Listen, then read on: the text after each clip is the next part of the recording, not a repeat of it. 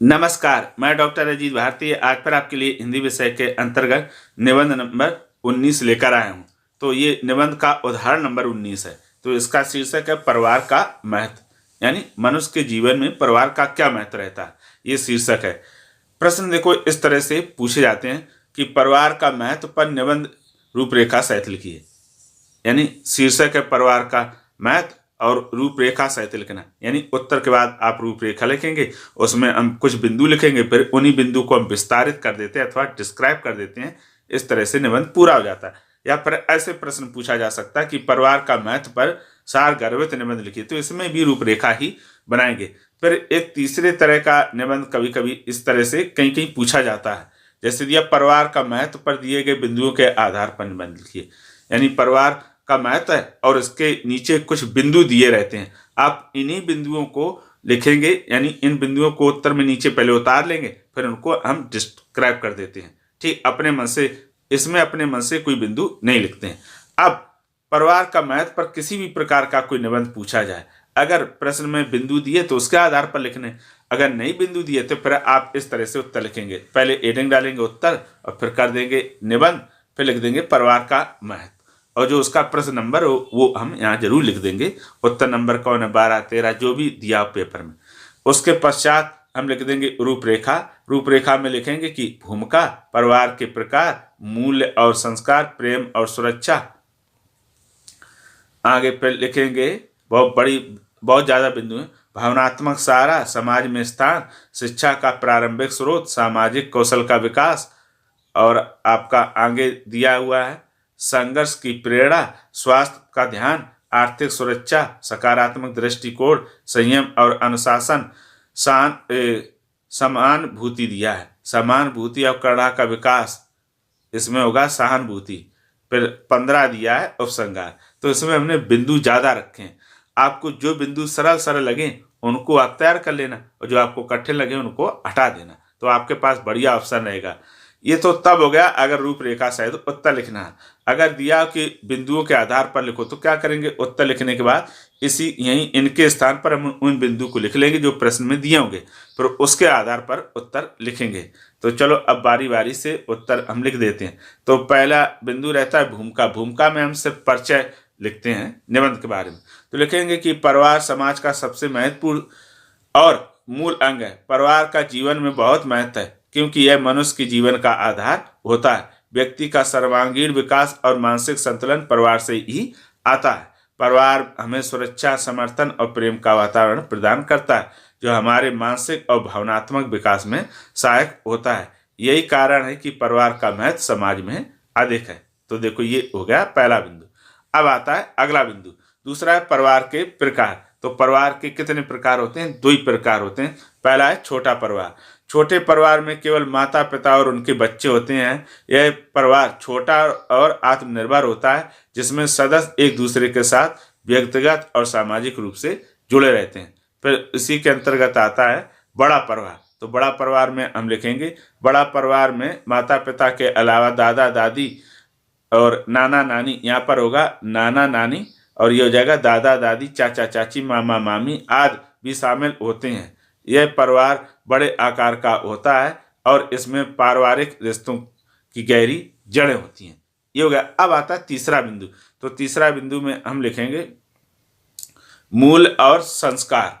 तो इसके अंतर्गत लिखेंगे कि परिवार व्यक्ति के जीवन में संस्कार और जीवन के मूल्यों का पहला पाठ पढ़ाता है। परिवार के माध्यम से हमें सद्गुण, परिश्रम, ईमानदारी और अनुशासन जैसे मूल मिलते हैं जो हमारे जीवन को सही दिशा में आगे बढ़ाते हैं। फिर आपका अगला बिंदु आता है चौथा, प्रेम और सुरक्षा। परिवार हमें बिना शर्त प्रेम, सुरक्षा प्रदान करता है। परिवार का हर सदस्य एक दूसरे की चिंता करता है और किसी भी समस्या में साथ खड़ा होता है। यह सुरक्षा हमें आत्मविश्वास से भर देती है।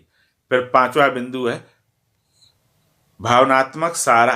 तो इसमें लिखेंगे कि जीवन में मुश्किलों का सामना करते समय परिवार का भावनात्मक सहारा बहुत महत्वपूर्ण होता है। परिवार का समर्थन व्यक्ति को मानसिक तनाव से निकालने में सहायक होता है, यानी मदद करता है। बिंदु नंबर आता है आपका 6वां। तो इसमें दिया है समाज में स्थान।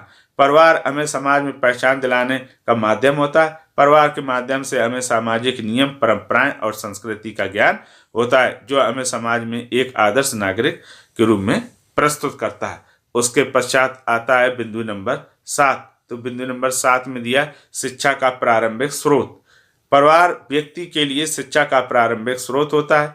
छोटे बच्चों को प्रारंभिक शिक्षा और आदतें परिवार में ही दिखाई जाती हैं, जो उनके भविष्य के निर्माण में सहायक होती हैं।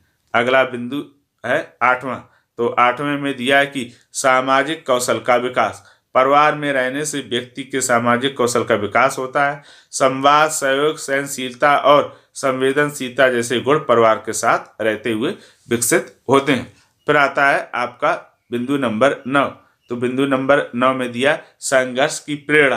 परिवार हमें जीवन में संघर्ष करने की प्रेरणा देता है। परिवार के सदस्य एक दूसरे के साथ मिलकर कठिनाइयों का सामना करते हैं और समस्या को हल करने का प्रयास करते हैं।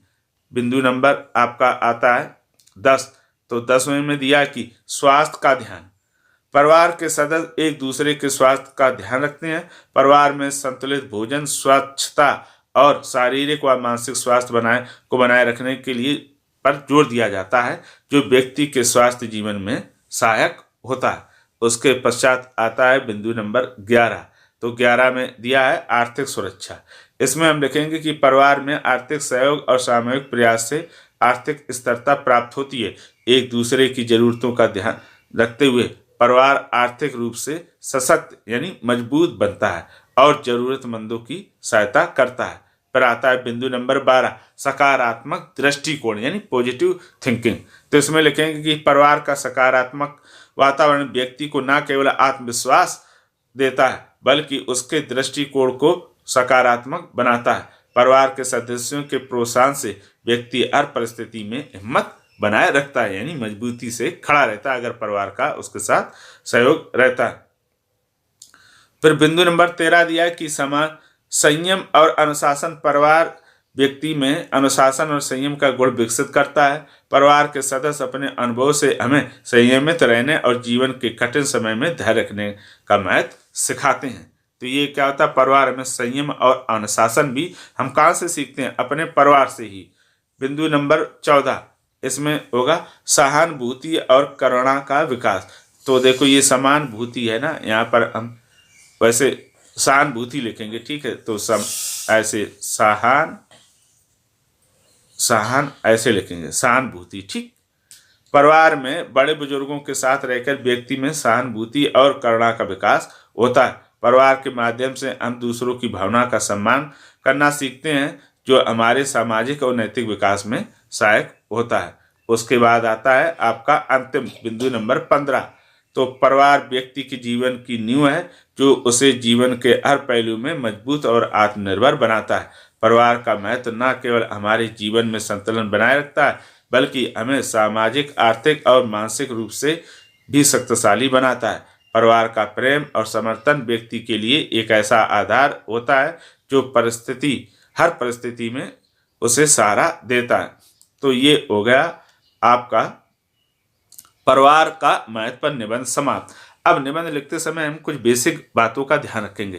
पहला तो ये, अगर प्रश्न में बिंदु दिया है तो हम उसी के आधार पर उत्तर लिखेंगे, और अगर नहीं दिया तो इस तरह से रूपरेखा हम क्या करते हैं, बना लेते हैं, ठीक है।